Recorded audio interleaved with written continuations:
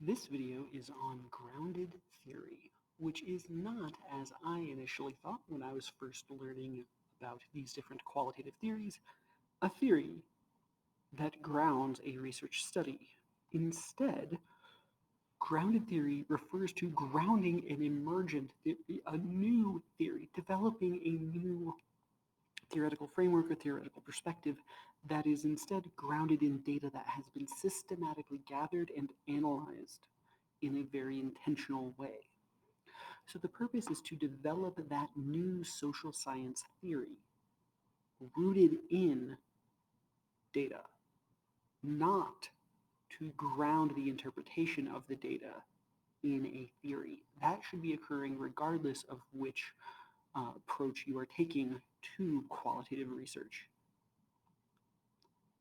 Instead, you are trying to construct a theory from the ground up, which means that the theory that is developed must fit the data that was collected and analyzed.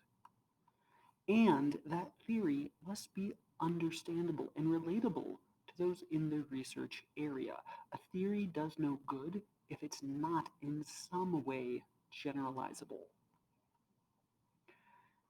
Theories, therefore, that arise from grounded theory need to be specific about the scope of the theory and the conceptual level that it's applied on.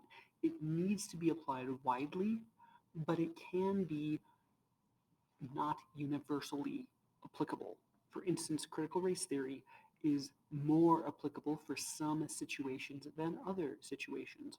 Critical race theory is not going to help very much in a region like Tohoku, Japan. Tohoku is very rural and very, very homogenous.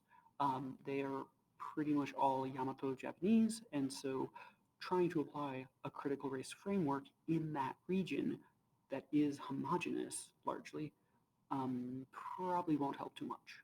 But critical race theory is extremely useful in other situations, so it would be considered a worthwhile grounded theory. A theory that's similarly only applicable to Tohoku, Japan would not be terribly widely applicable in the United States, although it may help for some regions, particularly those with large Japanese immigrant populations or populations of Japanese descent. And lastly, controlling the grounded theory. You need to have some kind of control over the phenomenon that's explained by the grounded theory, and that allows you to test it. That doesn't necessarily mean that you have total control, but that does mean that you can find counterfactual groups or groups that don't have the same characteristics. When I say that you are testing the theory, this is not testing like in a statistical sense, but really more in a theoretical or conceptual sense. Does the theory work for a different population or for a subset of the population that you have data for, but that subset of the population wasn't included in the data analysis that gave rise to the new grounded theoretical approach? So data collection for grounded theories have to be concurrent and continual with data analysis. You cannot collect data and then analyze it way later. This needs to be a cyclical process. And most data collection occurs through open-ended interviews.